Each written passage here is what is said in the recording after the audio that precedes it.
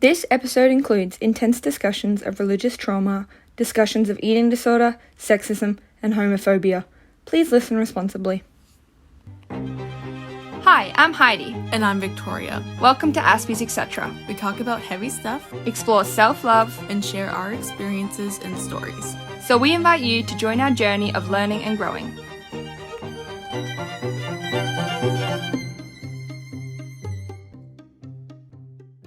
How do you facilitate your faith without the church? Well, that's a question I've been trying to deal with. Yeah. And I think, and this was even before I left the church.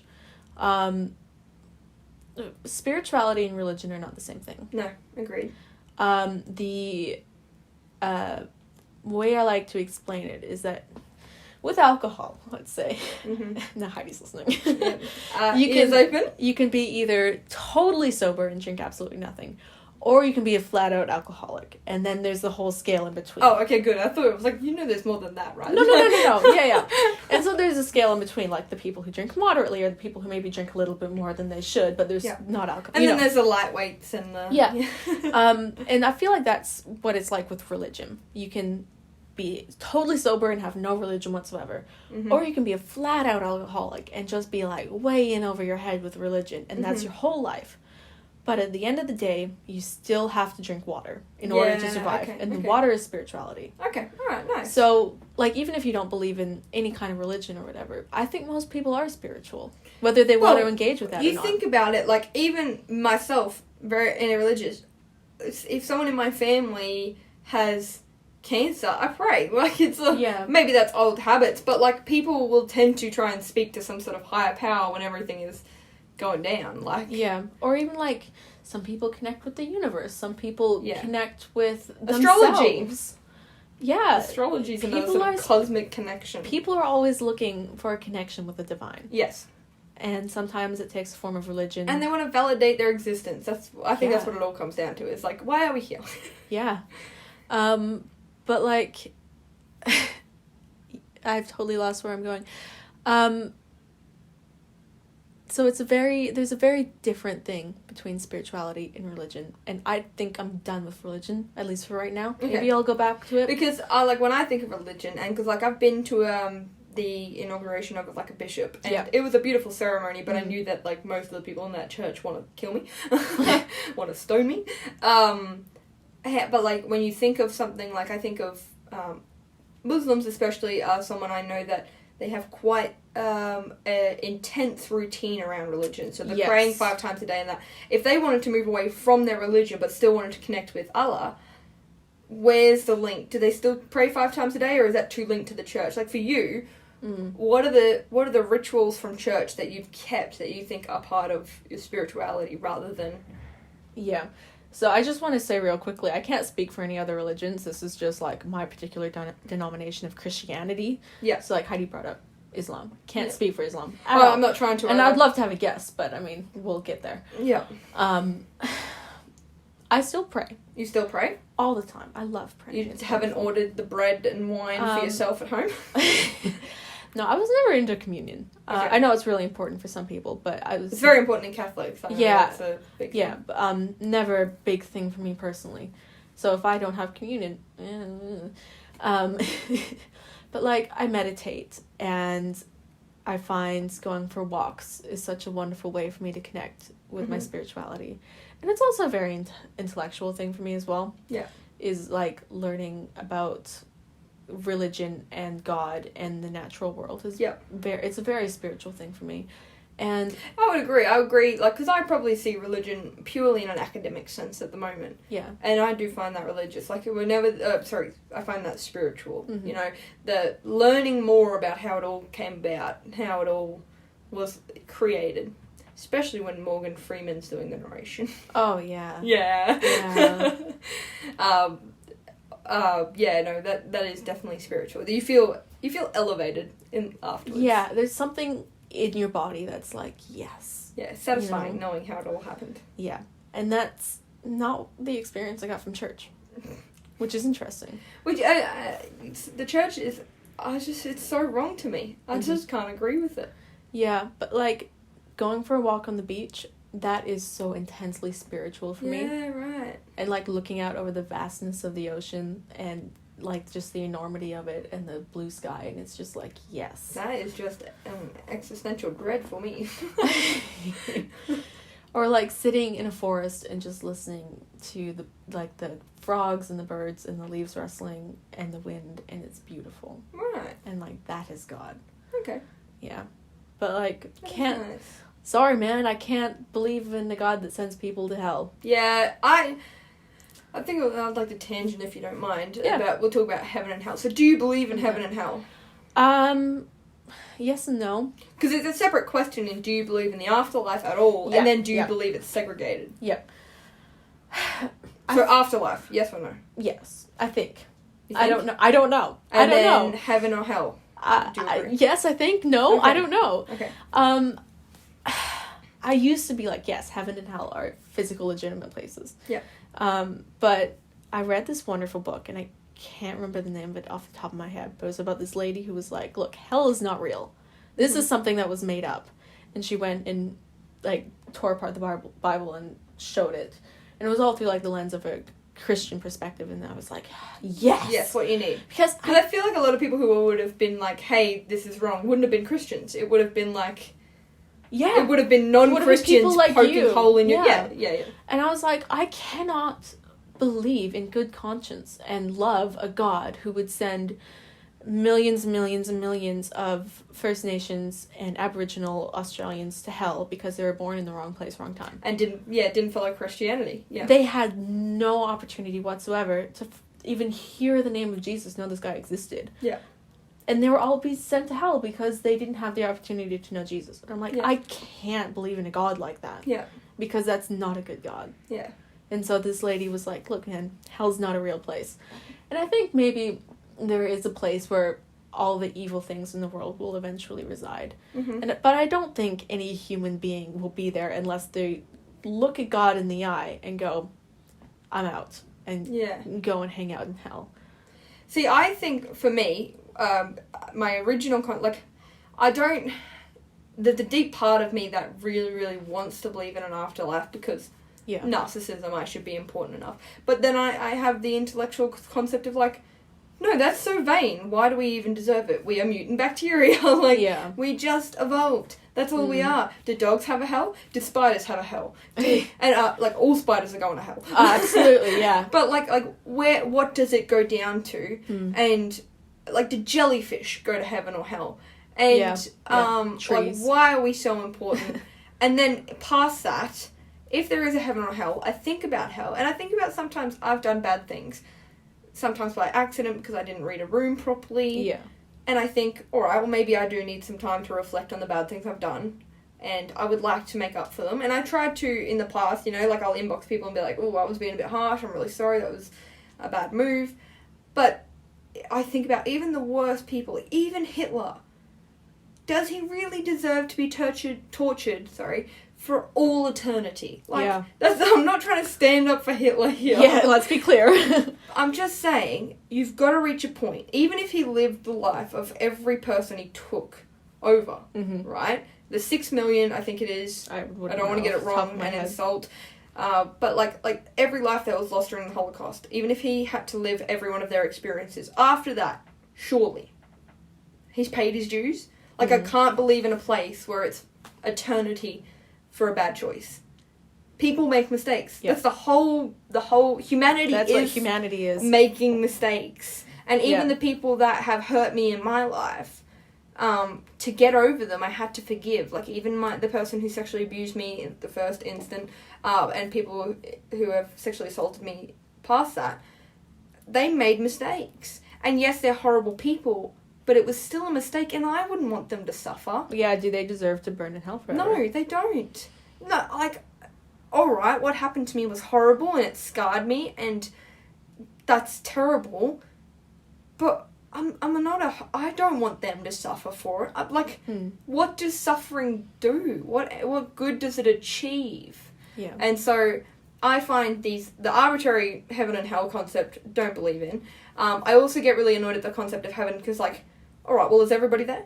Do I get to meet Einstein? And then if there is, how do I not get lost? and thinking about the real deep questions here. But no, what it is, like, will heaven be me and my grandparents the age they were when I was a child? Or will it be me as a grandmother myself and with my grandkids? Like, logistics of it are... Yeah, look, this may be an Aspie thing, but, like, I can't work out the logistics, so I get very annoyed. But I do have a spiritual experience I'd really like to share that eats away at my denial of it all. When I was in year 9, my pop passed away, who I hadn't met too many times, but we spoke a lot on the phone, every birthday, Christmas, and then, because he lives 1,000 kilometres away, like any Australians' family relatives do. Everyone's getting, a good state or two between them. And I still really liked him a lot. We had connected. There was something, like, my dad and his relationship was really tumultuous, but then once he met me, there was something about him and Dad that clicked, and we were all kind of best buds for a while. And then he passed away, and it was really, really sad. But when he passed away, I was out on a school camp, and I had my phone on me. I'd snuck it in because we weren't allowed them at school. And you rebel. I'm rebel. Back then, you could not get me out of bed before 7 without dragging me by the heels. I really liked my sleep, and I was a deep, deep sleeper. I woke up randomly at 4:22 in the morning, and I remember it being 4:22 because I looked at my phone to look for the time, and I was like, why the hell am I awake? And I was just like cold and hot and cold and hot and cold and hot, and I just stayed awake, and I didn't know what was going on, so I just laid in bed till the teachers came around and got us. And then all that day, I just felt a bit off. And then we had to do this, team building exercise where they were getting us to climb up a tree. The first team went, and the second team had to wait. I was part of the second team, and as part of that, me and my friend decided we were just going to go sit in this field while the first team did their exercise, because it took about an hour for them to do it.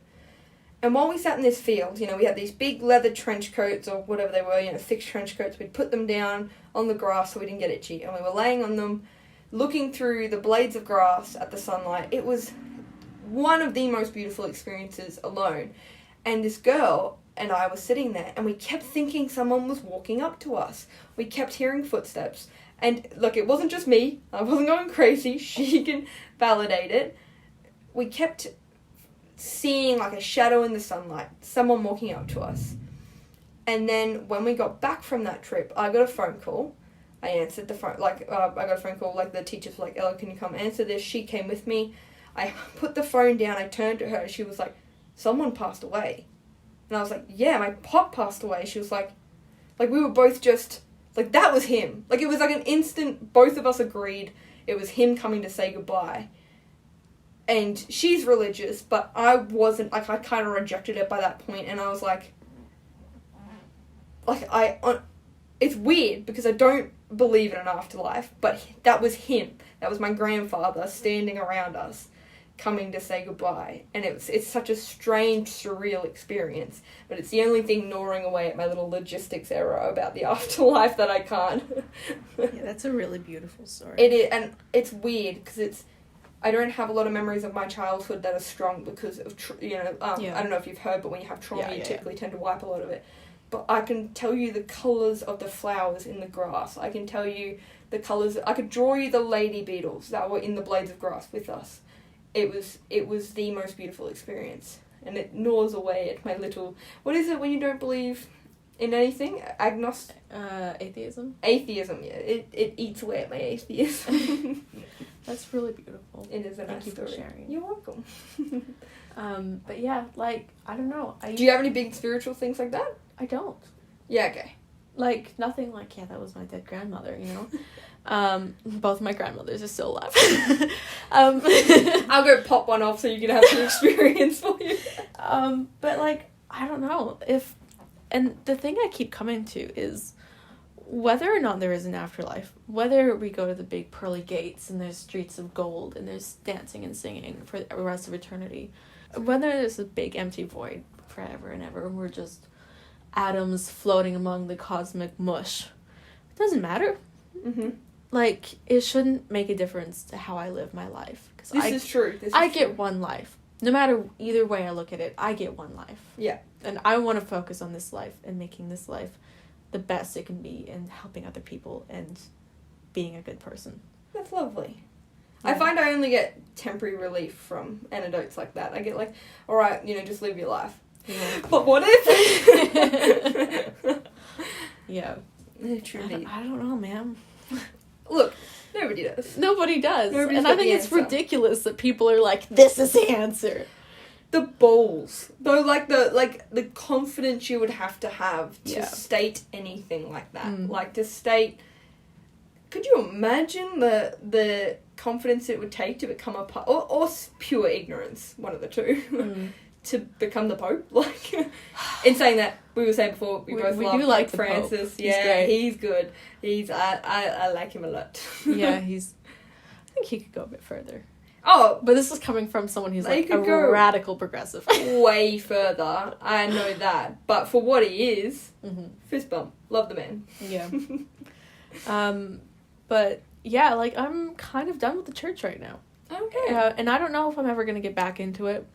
Maybe I will. I'm leaving that door open for myself. But I've been too hurt in my life. And I've seen too many other people hurt in my life by the institute of the church. Mm.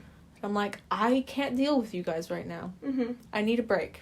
So, big, dark, scary question. Mm. Because I know... is marriage on the table for you as an ace person? Oh, my god. It'd probably be to another ace person. Yeah, but that could still happen in the church as long as they didn't really know. Yeah. But even bigger and probably more important than marriage, funeral. Would you have your funeral in a church? That is so, hopefully, fingers crossed, down the line. I haven't even considered that. Really? Oh, For right now, I'm not going into Sunday morning church. Okay. We'll leave it there. I won't give you any... I won't make my existential dread contagious. Okay. Why? Do you want your... I've already planned my funeral. You plan your funeral? So cremate me, don't tell anyone where I am, put me in the ocean. Okay. Yeah. I love it. Yeah. That's wonderful. That's what I deserve to be. Everywhere. Plus, I hate the whole industry that is funerals. Yeah. It's a waste of money. It is. Just get face, tell good stories about me with your friends like you would have. Don't spend lots of money on a fancy box that my dad could make. Just... I'm down for that. Although I like the idea of, like, the tree pods. Oh, yeah, I like yeah. I like that. I'm down for that. Because, like... That is how you could tell your grandkids, or if you're ever going to have kids, I could be like, I'm going to come back as a tree. Yeah. I'll be watching you, and then I would get someone to plant me in their backyard. And they would know I was always watching them, so they couldn't do naughty shit. Yeah, but, like, I just want them to not do meth. Like, I'm just... Don't do meth. I carve it into my tree trunk. Don't do meth. I'm not trying to force anything. I'm just, like, watching you, buddies. Right. Alright? Watching. That is how you get a haunted forest, though. Just putting it out there. What, like, burying people? Oh, well, this is the other thing. Alright, so, probably not as linked. Do you believe in ghosts? I don't know. Because my childhood house, straight up growing up, was haunted. Was it? Whether it was, like, some sort of, like, scientifically explainable energy from the earth because there's some sort of molten core plug underneath us or something. Yeah. Or it was genuinely ghosts. Something was going on in my house. Our dogs would refuse to come down our hallway.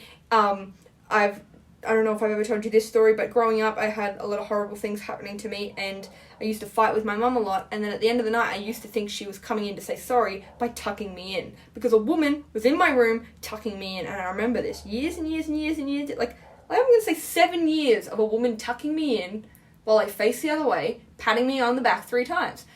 And then I said to my mum, as I'd grown up a little bit, and we were like sort of reflecting on our relationship and where it had gone wrong, and I was like, yeah, but it always touched me that you used to come into bed to say sorry by tucking me in. And she was like, I never did that. For real. For real. For real. And it's so weird because I actually stayed at my childhood home in the same room that this used to happen the other week. And that woman was in there. I was vibing that woman in there. My cat was getting freaked out in there. Yeah, no, there was something going on. Why haven't I had an experience like that? Because I hated religion. They were trying to suck me back in. It's the Catholics and their guilt. Yeah. But no, like, I vividly remember the pats on the back. Like, it was so comforting. Maybe as an autistic person, I really like it when people tap me. Like, sometimes if I need to be calmed down, You've blown my mind. my partner will, like, tap my leg, or give me little taps on the bottom like a little baby. I know it sounds strange, but it really is calming. Yeah. And this ghost used to do it. Straight up. And it's weird, because I think it's either a ghost that, if you believe in them, it's either a ghost that died in the house, or it's this woman that, when my mum was pregnant in a completely different, like with me, but she was in a different town to this house we grew up in, like 700 kilometres away. When she was pregnant with me but didn't know just yet, she woke up and a woman was washing her windows, her bedroom windows. And she was like, "What are you doing?" She's like, "Nothing, darling. You're going to need help when the baby arrives." What? Yeah. Yeah. Could have been some good drugs my mum was on. Like, she was into that. But that she has told those stories a lot. And she told it to Dad the night after it happened, and then a few days later they found out that she was pregnant. It was the only reason she did a pregnancy test. Yeah. See, yeah. But the thing is, I have all these stories, I genuinely believe in ghosts, but I don't believe I deserve an afterlife. How vain of me. Very vain. I love it. I didn't know that. I've totally hijacked your No, that's podcast. Okay. That was fascinating. Paranormal activity. Who? I don't have any experiences like that, though. No ghost stories. Not at all. Well, none. How do you have so many? Grew up in old houses. Yeah, I grew up in a new house. Yeah, no, old houses. They got backstory, man. Mine's like 80 years old. Wow. Yeah, no, I don't know how it's still up. It's been Right. through several cyclones. Right, what was your next point? We'll move on now that I've tangented off about ghosts. No, that's okay.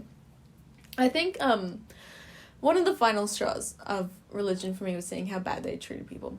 Mm-hmm. Like, whether, LGBTQ, people of color, women, a couple of my friends, it's just like, no thank you, we're done. Yep. Until you fix up what you've done. And you wouldn't know him, John Christ, he's this Christian comedian. Hilarious. And he's always pointing out, like, the hypocrisy in Christianity. And recently came out that he was cheating on his wife, and, like, not everything was consensual type thing. Oh, like well, a real predator. Mm. And this has been going on for a couple of years. And pastors would know about this and still book him to come to their church and talk. And it came out that, he was this really terrible guy. And people were like, that's okay. You go get the help you need, and I'll be there for your next show. And I'm like... That's horrible. What on earth? That's kind of like what the Catholic Church in Australia has done. Yes. They have condemned gay marriage more than they did all of their own priests that got done for sexualizing young little boys. Yes. And I'm like, deal with your garbage, and then come talk to me. Yeah. Because I'm not Take out the trash. Yeah, I'm not supporting this. Don't demand that I do what you say if you're going to condone other people doing beyond horrific. Like, you don't need it in a 2,000-year-old book to know that messing with children is bad. Like, yeah. Because it wasn't written in the book, let the priest be. Or just move him to the next city over where he can start again. Fresh buffet. I'm like, no. And so I've, like, the Bible is not the literal word of God, which... No, it was written by a Roman council. Yeah. Yeah, you know about this, they all sat down and they were like, well, it's like a group of straight white guys deciding this is what we want everyone to believe. Exactly, and it was almost like auditions. Like, the gospel, there's so many more gospels, and there are gospels written by women. I know, and none of the gospels, none of the books that made it into the Bible written by women. Yeah. That's telling. Yeah, look. Are we really surprised, considering it's been 2,000 years and it's taken this long to get just a female vice president in America? Hell yeah. That's the world's achievement of the week. Elect a total racist. Don't get me wrong, I've got problems with Kamala Harris, but at least... Better than the alternative. Better than Trump. Better than Pence. Oh my goodness, I hate Pence. He can't be left alone in a room with women. That checks out. He has to have his wife with him if women are visiting. Mm-hmm. Yeah. I had to search that up because I was watching the most recent Borat movie. And he said it and I was like, this is... Borat's taking the piss again.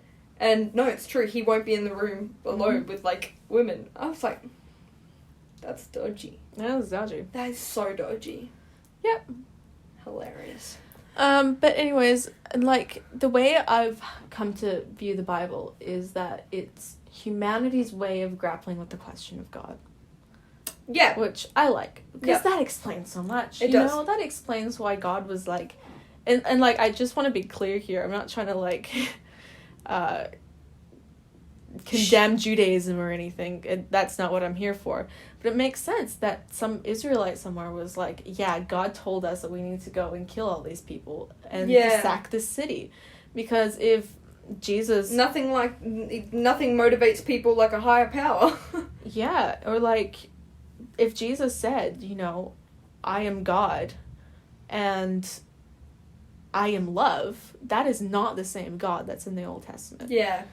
And how do you deal with that? Well, that's what the Israelites thought God was. Yeah. It's more the heaven. It's more the human evolution of the concept of God. We made God in our own image. For sure. God did not make us. We made him in our own image. I like that. But that's the thing. Like, I do believe God made us in his image. Do you think God then is like in human form with arms and legs and toes and fingers and speaks? I think Jesus was God. So so he had a section of him that he like more. I don't believe in like a Zeus type God. Right. I believe in like a ball. I like the ball of energy vibe. Mm-hmm. Because that's what I think. If there is an afterlife, it's our energy that goes there. Like our soul is our energy, and that's what he'd be. He'd be a big ball of energy. Mm-hmm. I kind of like what. Have you seen The Good Place? Bits and pieces. Okay, spoilers. Sorry, everybody. Cover your ears. The last episode, they all make it to the good place, and they can stay there as long as they want, and then when they're done, they can go through this kind of like doorway in the forest, and then they just kind of dissolve. Mm-hmm. And I kind of feel like that's a really lovely image of God, of just dissolving into the universe, and then the bits of energy that are left return to Earth as kindness and love. I love that. I think that's so beautiful. It's sweet. Mm-hmm. I wonder what would happen if Hitler went through that. Well, is there any kindness left in him? Yeah.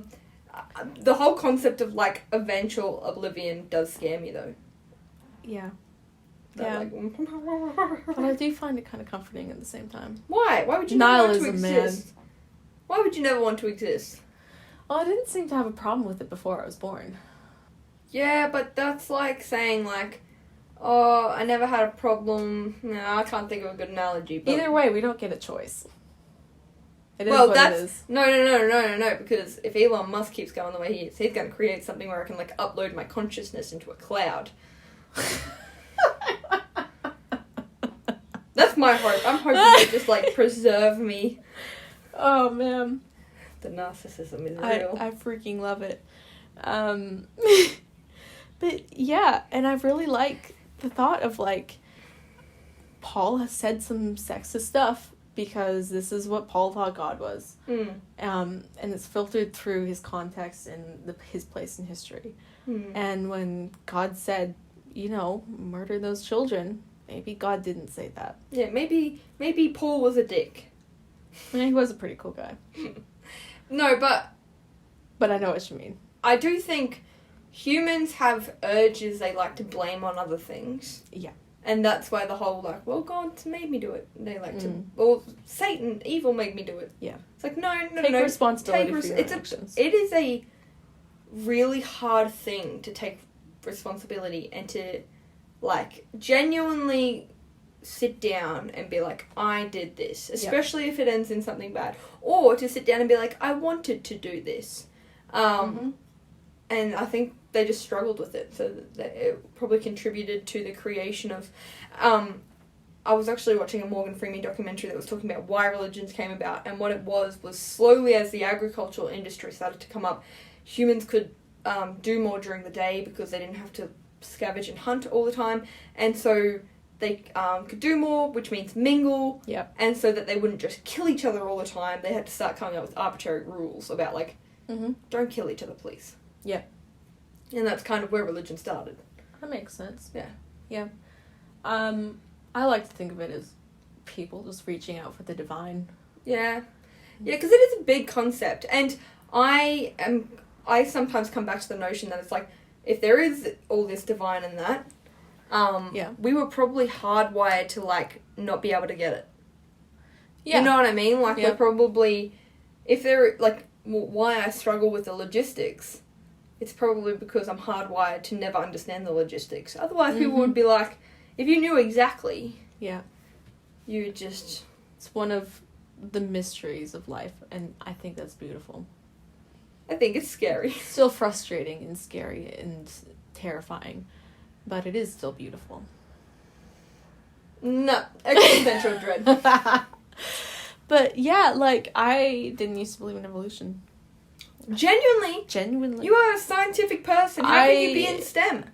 Yeah, but, like, we were told, if you believe in evolution, then God can't be real. Well, why couldn't God make evolution? I'm making you answer for the church here, but... Well, like, that's another hour podcast in itself. And that's where I'm at. I'm like, cool, God can have a hand in evolution. I don't care. Well, something had to do the Big Bang event, like, originally. Yeah. But, like, literally, I can give you all these different arguments for literally everything because I've done my reading, I've done my research, and... What they would say, and evolution's a thing, I'm sorry. And, you know, just, like, recognizing the mythology of the Bible. Because who the hell am I to say that my holy book is true and literal and everything in there happened? Adam and Eve were literal people and Noah was literally swallowed by a giant fish. But everyone else is just myths and stories. Yeah, it's very egotistical. Yeah. And, like, whether or not Adam and Eve were real people doesn't really bother me. Yeah. Either way, it's like the story has something to teach us. And see, I there's something beautiful in that story, regardless of whether or not it literally happened. Yeah, you've got to have an appreciation for all stories because growing up, we learned a bit about the Indigenous story times in Australia. Yeah. They are some of the most beautiful things I've ever heard. Yeah. Like, how could you ever believe in a religion that completely discredits these stories? Because they carried them for way longer. Yeah. Way longer than Christianity did. I think the Indigenous story times are some of the oldest, aren't they? It's like 60,000 years. Yeah. And they were passed down. Like, they didn't even write them down. That's the big thing. They didn't have a book. Yeah. And theirs were around for so long. And they don't hate gay people. But how could you ever discredit 60,000 years of passing down stories with no written? It's gorgeous. It's incredible. It's a feat of humanity that should never be discredited. I don't care what your religion is. And who am I to say that's just all stories and nonsense? That's true. How egotistical and self-centered is that? Yeah, true. Like, that could genuinely be how it happened. Yeah, and if it is that case, then there's nothing wrong with that. Exactly. And I don't have the one true religion and the one true answer to everything. Yeah, that's my big problem with religion, is there's no room for anybody else. Yeah. Like, why... I can't just say your experience of God or the divine or the universe or whatever you want to call it is wrong and I'm right because reasons. Yeah. You know, like, I can't do that. It's small-minded. Because I know the experiences I've had with God or divine or whatever, and it's felt so real and so wonderful and beautiful. If someone's had that with another religion. And if someone's had that with another religion, who am I to say you didn't feel what you're actually feeling? Well, have you ever had a story time, like an Indigenous story time, told by an elder in a setting? I haven't, and I desperately want to. I've had that, and it is, like, it just, like, your whole body is, like, whew, in the story. Like, it's the way, it's the ritual behind it, it's the way they tell the stories, and it's the history, like the fact that they're telling this story because their mother told them the story, and their mother told them the story, and then 60,000 years worth of mothers were sharing these stories. Like, it's all of it. It really is intense. Yeah. Anything more than I ever felt in church. Wow. It must be a similar experience for First Nations people as well, like North Americans. Yeah, I've never been over there, never experienced any of that, but I can imagine. I have seen, and I don't think it's the same across digital media, like when you see it on that, but I have seen some throat singing, and I can imagine if you were in the actual proper setting for that it would just take over. Like, the whole feeling of it would be so very beautiful. Spiritual. Yeah, and who am I to say that religion is nothing? Like, that's... Yeah. Like, I can't do that. Yeah. No, I like that. Reconciliation. Yeah, and just making space for other people. Because I think all religions... Okay, that's not right. All religions based on love, because there's some pretty terrible religions out there. If you boil them down, it's just love and kindness and trying to connect with the God.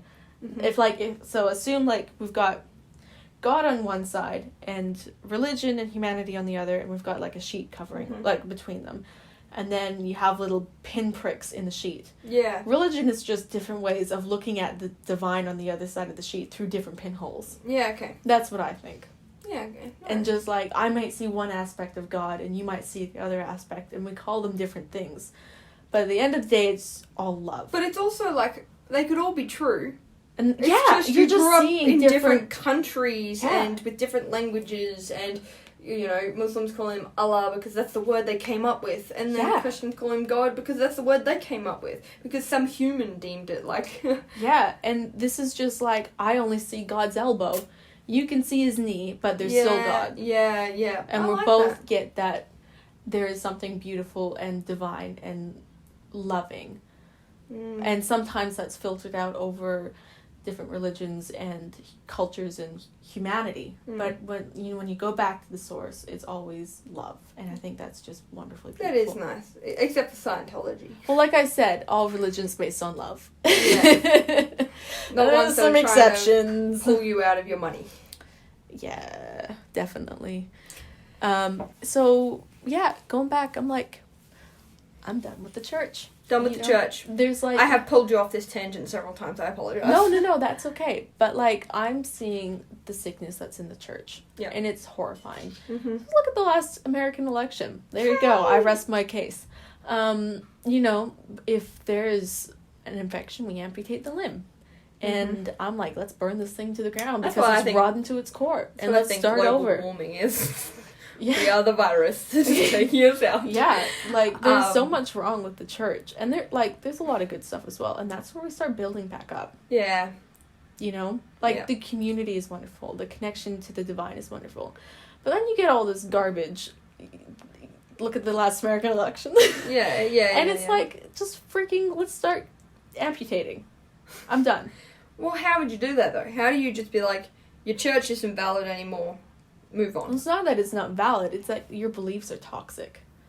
Yeah, but you've got people who have lived this way. Like you are, I'm very proud that you've done it, but you have come out of it very young. And you've also come out of it... be overnight. You've come out of it from a perspective of, like, you are queer, you are female, you are in these groups that the church tends to dislike. So you've got a reason to fight. Yeah. Why should a straight white man argue with God or the word of God? He's like, no, I'm going to heaven. This is an easy slate for me. My people wrote this book. This is easy. It says all I need to do is use my women. Yeah. Why?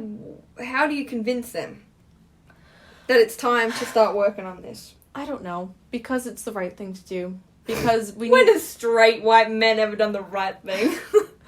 Well, okay, so I listen to a lot of podcasts, and there are quite a few straight white guys out there who are like, let's deal with this. Yeah, okay. And I'll link a whole bunch of stuff in the description or something, because there's some fantastic resources out there. But, like, there are people who are like, yeah, let's do this work. Let's make this right. Okay. And I'm here for it. Okay, I like that. It's not going to be an overnight thing. It's rather interesting. About every 500 years, the church goes through a big upheaval and changes radically everything we do. We're about time. Yes! We're due. Anarchy! I love the concept of overthrowing any sort of source of power. I'm done with oppressive systems of power that take down people of color and take down women and queer people. They ruin and poor people. The chance of... Well, not ruin, but they definitely make it harder for the chance of a good life for the only life that a person has. Like, what do you mean? These people who are attacked by the church only have one life, and they make it hard from the beginning. Like, but I'm trying to say, like, the church is condemning queer people. Yeah. What are they going to do? Come back not queer? They're queer. That's what they are. Mm-hmm. You want to what do you want them to do for their whole life? Do you want them to live some sort of subpar life? Well, that's the question. For the one life they have. That's what I'm trying to say. Does that make sense? Yeah, and I agree with you. It shouldn't be happening like that. We've only got one chance. It's very, very fleeting. And why should you live your life in fear? Exactly. And hating yourself. Exactly. Because that's not okay. Yeah. There's no fear or hate in love. And so why is that what we're promoting? I like it. I like it a lot. Yeah, it's not okay. But like, yeah, we control women and we exclude LGBTQ and people of color and the mentally disabled and the mentally ill and the physically disabled.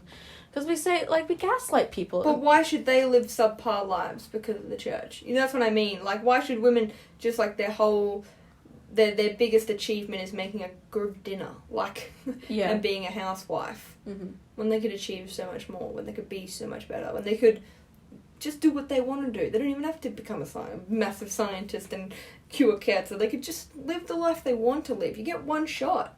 And that's why I'm saying we need to be done with how we're doing the church. Yeah. And yeah, like, we gaslight people and we say, you are in a wheelchair because you haven't prayed hard enough.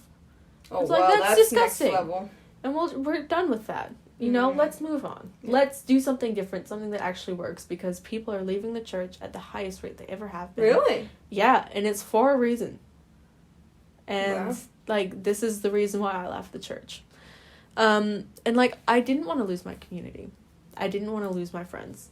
But I can't... I do envy that of the church. I do envy the little community they have. The community is wonderful, but I think I had that through, like, sports groups. Yeah.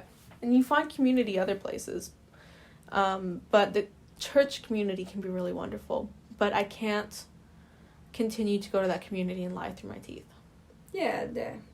And also be scared that community wouldn't be a community if you told them the truth. Yeah. It's not... Deconstruction is not easy. But I'm here for it! Yeah. It's like, I've been loving this... Not loving it. Wrong wording. But I have been very on board with the dismantling of the systems for the Black Lives Matter issue. I'm here for it. I am, like... Let's just make a new rule. No white men in politics. Like... I made a lot of enemies just I love the concept of, like, just overthrowing it all. Mm-hmm. It's great. Let's be done. Let it be done. Let's do something else. Our turn. Time for you to be oppressed. And jokingly, obviously, I want everyone to live a good life. Except for straight white men. You're dating a straight white guy. And I remind him every day of how disappointing he is. I'm joking. I love him very much. Oh, man. Yeah, but he's a good one. Like you said before with the podcast you listen to. There's good ones. When I say straight white men, I just mean the bad ones. The ScoMos and the Trumps of the world. Yeah. I mean the ScoMo and Trump supporters of the world. I don't mean the ones that are on our side. Yeah. That are like, hey, this is a bit unfair. Yeah. No, definitely. I feel like you should just clarify that because people don't read stuff.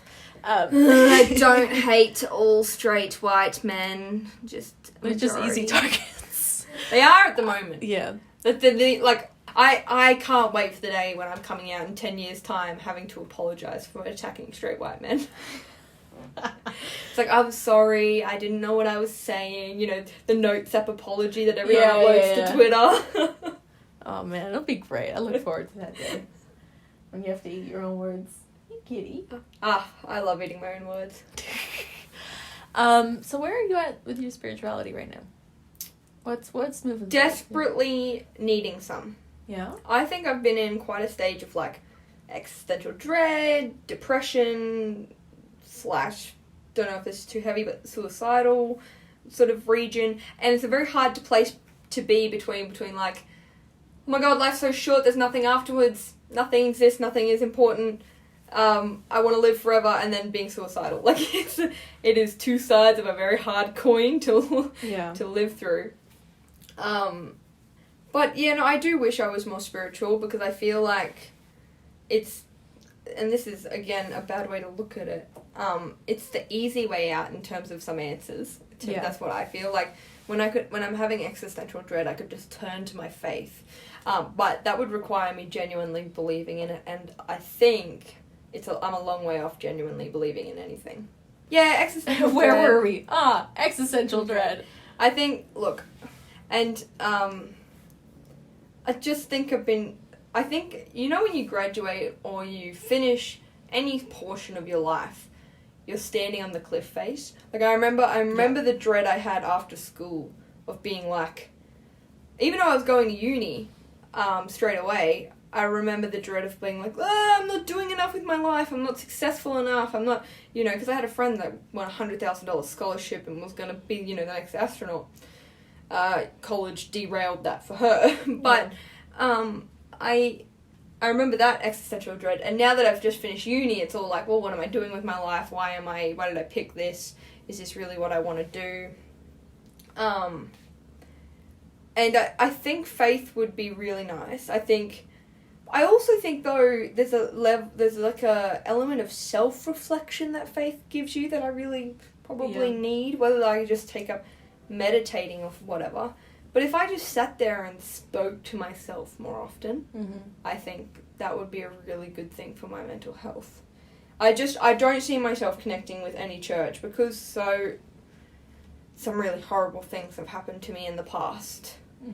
I just can't come to terms with the fact that a God would let that happen to me, and a God would let me grow up the way I had to grow up, you know? Yeah. And even if, like, he could sit there and be like, well, I don't control humans' actions, I just gave you the platform to live. It's like, step in. Yeah. 11-year-olds shouldn't be suicidal. Step in. Yeah. And so I think that's why I really struggle with any form of, like, religion.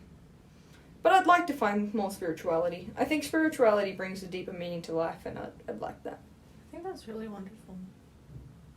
Maybe my new kitty will be my spirituality. I just keep getting distracted. His kitty's here purring away.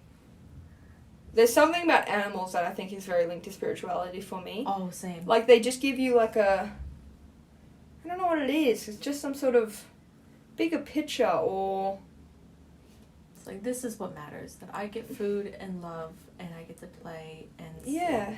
But, like... And that's a good life. You live your life not just for you, and that's when existential dread tends to subside a little bit, is when you're living life with or for somebody else. Like, no, I live my life for my kitty. Yeah. Where are you at spiritually? So you've rejected the church. We've established that. Yep. Bleep the church. Yeah. I saw this quote from The Naked Pastor. He does really cool cartoons and comics. And I want to use love to interpret scriptures and not scriptures to interpret love. I like that. Yeah, because that's where you get the I'm kicking you out of my house for your own good because I love you. Yeah. And so I want to say, if this is viewed through the lens of love, how am I going to act? Yeah. And then trying to learn to see God in everyone. Oh, that's nice. Yes, because... What does that mean? Christians believe that the Holy Spirit is in you, right? Without consent. Oh no, you ask. You ask. Okay. And so if the Holy Spirit is in me, that means I am part God. That means you are part God. Oh, that's really sweet. And so learning to treat others and to see others as having God in them and being God. That's really nice. I like that concept. Isn't I it do wonderful? like the concept of, like, looking for the good in all people. That's why I don't want Hitler to go to hell forever. Keep coming back to that. I do. But yeah, and then also, especially with George Floyd, I'm trying to decolonize my faith. Like that? Which, yeah. Again, links in the description, check it out. But seeing how really white people have changed the face of religion, especially for people of color. Yeah, like, note to everybody, Jesus is a person of color. Yes! Exactly. I love that. I love the fact that you can go to, like, the Bible Belt of America and be like, Jesus was Middle Eastern, therefore he ain't, like... He's not white. As the, I can't remember the name of the comedian, but he did this whole skit, was like, if Jesus had been white, that would have been the miracle. Like, let it go, white guys. Yeah. Not everything revolves around. But yeah, stuff like that. And I'm just starting on that, and there's so unbelievable. There's a lot to unpack there. White people love a cult. Like veganism, religion. Yeah. It's a white people thing, isn't it? Mm-hmm. I'm trying to think of like... I mean, here we are, living proof. Mm-hmm. Both very white. Talking about cults. Yeah, talking about cults. You kind of escaping one. Yeah. And us moving into another one, veganism. Yeah. But, like, I'm happy to continue to interact with the God of Abraham. Which, like, the... Yeah. Yeah, okay, cool. I did pay some attention in Catholic school. Did you? I wasn't always distracted by the chicks. Just because that's how I grew up learning about God, and that's how I recognize who she is, because I'm using female pronouns now. I like that. Yes, female pronouns for God. And I'm happy to do that and call God, or the divine, or whatever. But, you know, I've thrown out a lot of stuff as well that I'm not down for. I like that. It's time to cull. Yeah. It's time to... Spring cleaning. Spark joy. Maria Kondo, but for religion. But for religion. Right. Yep. And I love the message that Jesus brought, that it was peace and love and forgiveness. The thing that annoys me, though, like, I'm going to go into pet peeves about religion. Jesus did bring this message, and it was meant to, like, surpass everything else that had been said. Mm-hmm. And yet, like, it's like, love gays. That was his overall message, and that was meant to be a higher message than anything else. Mm-hmm. Yet these religions base themselves off hating gay people. Yeah, and that's what we call. We keep the good stuff and we get rid of the bad stuff. Clear them out.